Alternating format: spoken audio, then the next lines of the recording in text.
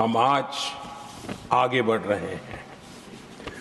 कुछ लोगों को लगता होगा ये यूसीसी क्या लाए हैं, लेकिन जो संविधान सभा की डिबेट पढ़ेंगे उनको पता चलेगा कि हम उस भावना का यहाँ लाने का प्रयास कर रहे हैं। कुछ लोगों की राजनीति आड़े आती होगी, लेकिन हम संविधान निर्माताओं की इस भावना को जीते हैं ना, तब जाकर के ये साहस करते हैं और कमिटमेंट के साथ पूरा करने का प्रयास करते हैं।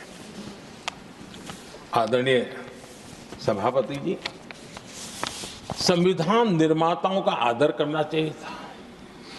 संविधान निर्माताओं के एक एक बात से प्रेरणा लेने की थी, लेकिन ये कांग्रेस है जिसने आजादी के तुरंत बाद ही संविधान निर्माताओं की भावनाओं की धज्जियां उड़ा दी थी। और ये दुख के साथ मैं ये कहना पड़ रहा है। आप कल्पना कर सकते थे कि जब देश में चुनी हुई सरकार नहीं थी, एक स्टॉप गैप अरेंजमेंट था चुनाव तक का, वो स्टॉप गैप अरेंजमेंट में जो बैठे थे महाशय, उन्होंने संविधान में संशोधन कर दिया आते ही। चुनी हुई सरकार करती तो थोड़ा भी तो समझ आता था, लेकिन उतना भी इंतजाम नहीं किया। और किया क्या उन्होंने फ्रीडम ऑफ स्पीच को कुचला, अखबारों पर, प्रेस पर लगाम लगाई और डेमोक्रेट का टैग लगाकर घूमते रहे दुनिया में। देश के डेमोक्रेसी का महत्वपूर्ण स्तंभ, उसको कुचलने का काम हुआ। और ये संविधान की भावना का पूरी तरह अनादर था। आदरणीय सभापति जी, देश की पहली सरकार थी, नेहरू जी प्रधानमंत्री थे, और मुंबई में जब नेहरू जी प्रधानमंत्री थे तब मुंबई में मजदूरों की एक हड़ताल हुई। उसमें मशहूर गीतकार मजरूह सुल्तानपुरी जी ने एक गीत गाया था, कॉमनवेल्थ का दास है, ये कविता उन्होंने गाई थी। कविता गाने मात्र के गुणे में नेहरू जी ने देश के एक महान कवि को जेल में ठूस दिया।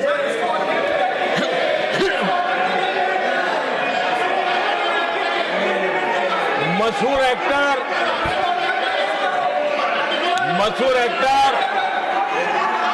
बलराज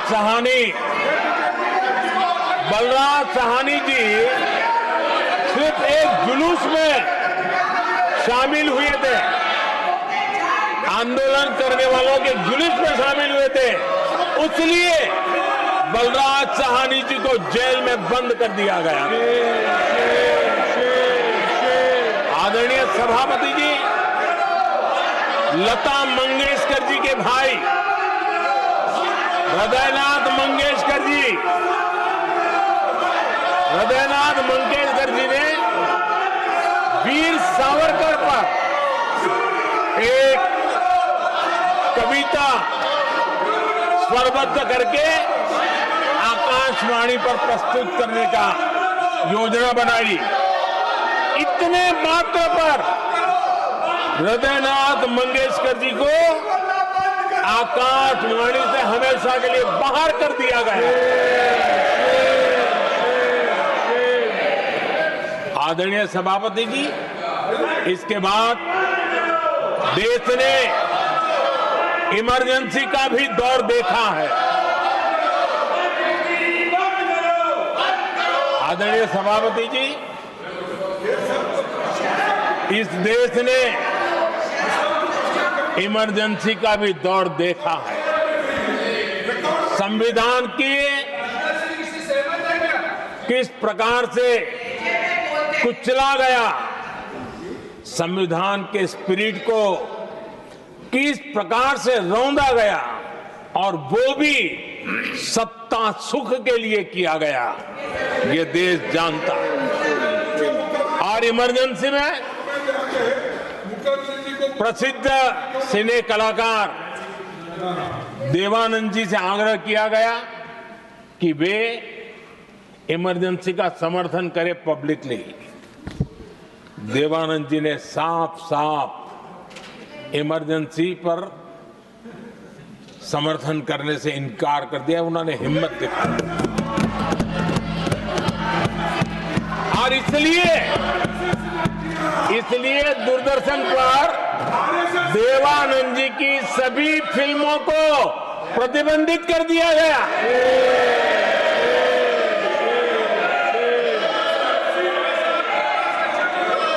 आदरणीय सभापति जी, ये संविधान की बातें करने वाले लोग, उन्होंने सालों से संविधान को अपने जेब में रखा है, उसी का एक परिणाम है। संविधान का सम्मान नहीं किया है। आदरणीय सभापति जी किशोर कुमार जी, उन्होंने कांग्रेस के लिए गाना गाने से मना किया। इस एक गुनाह के लिए आकाशवाणी पर किशोर कुमार के सभी गानों को प्रतिबंधित कर दिया गया।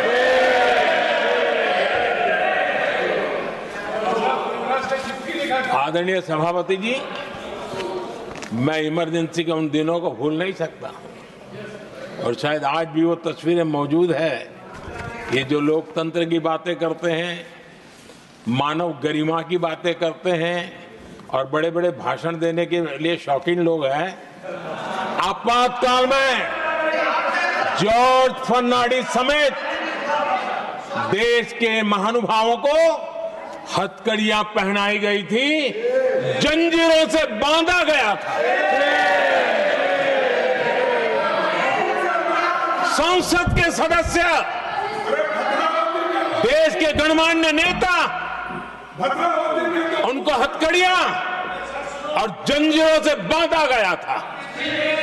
इनके मुंह में संविधान शब्द शोभा नहीं देता है।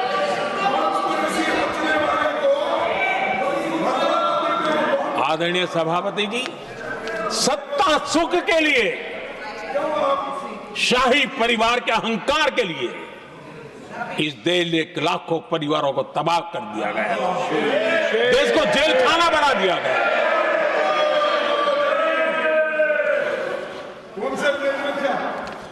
बहुत लंबा संघर्ष चला।